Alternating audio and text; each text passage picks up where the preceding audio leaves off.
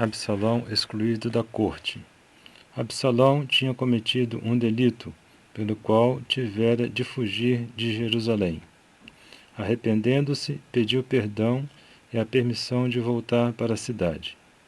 Davi, seu pai, perdoou-lhe e permitia que voltasse para Jerusalém, mas com a condição de se não apresentar diante dele. Absalão voltou. Sofria tanto por não poder ver o pai, que, passado pouco tempo, pediu como graça que antes lhe dessem a morte, do que o fizessem permanecer em tal tormento. Quando se tratar de Deus, então, morte de Voltaire.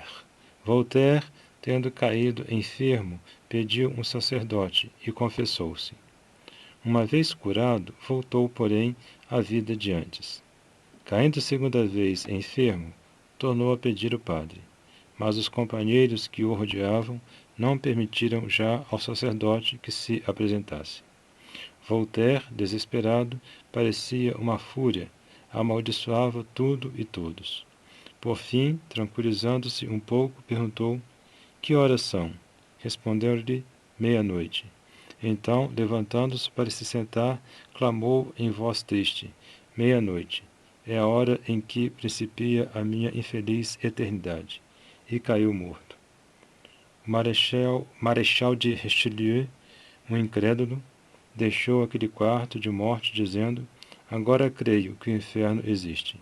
Voltaire mo demonstrou com a sua morte. Para salvar-se do inferno.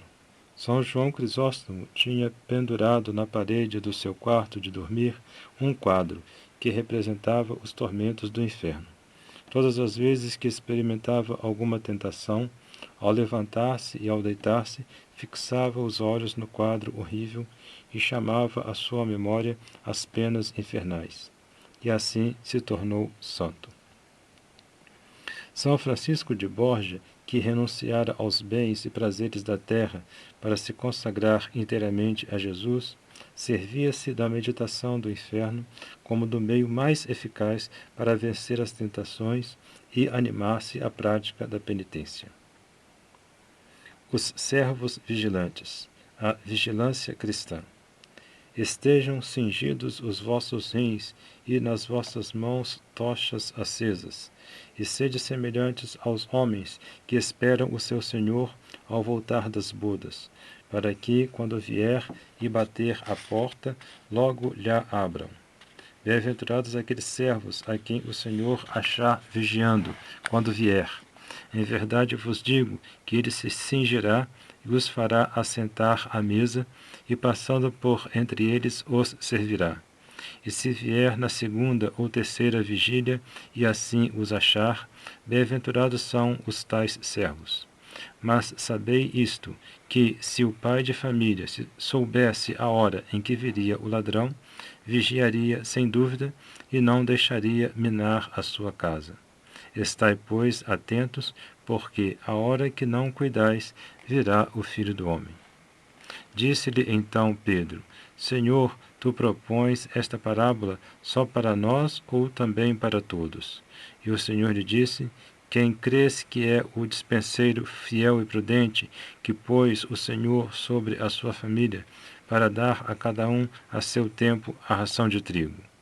Bem-aventurado aquele servo que, quando o Senhor vier, o achar assim obrando. Em verdade vos digo que ele o constituirá administrador de tudo quanto possui.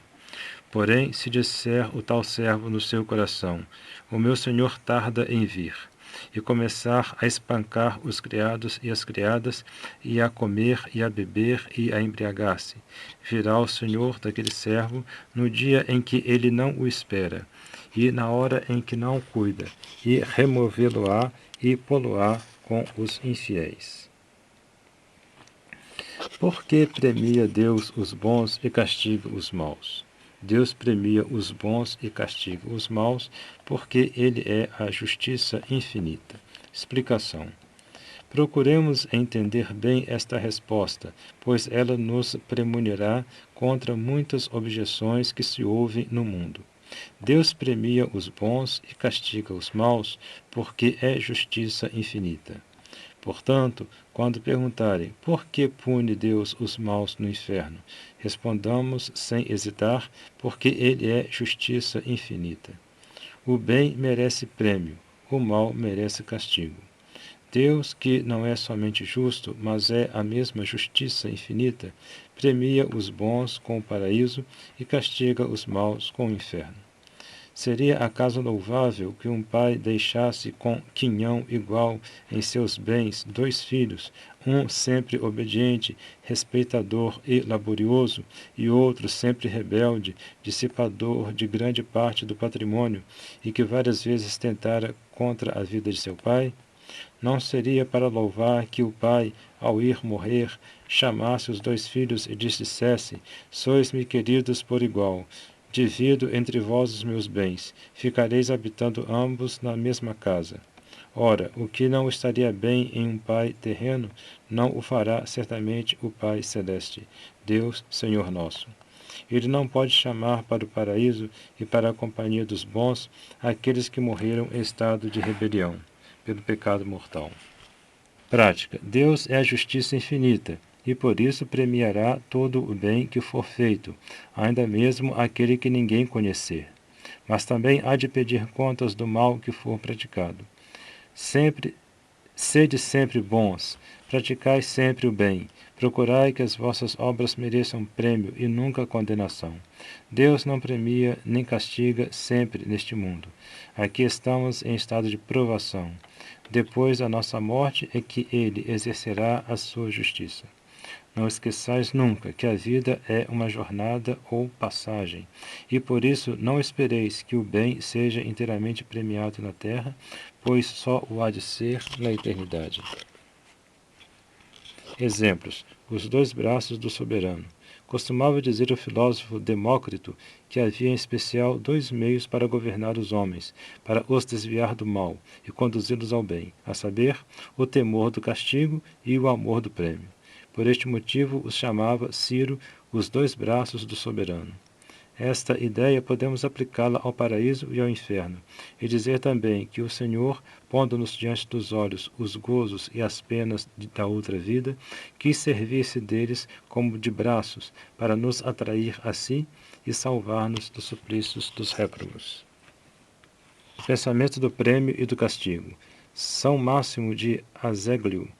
As palavras seguintes em que deveriam fixar atenção esses desgraçados que impelem tantos de seus irmãos ao desespero, tirando ao coração o mais poderoso freio contra o mal e a mais consoladora das esperanças. Escreveu ele: Gostaria de saber por que havia de fazer aquilo que me não apraz, sem a ideia de um prêmio e de um castigo na vida futura.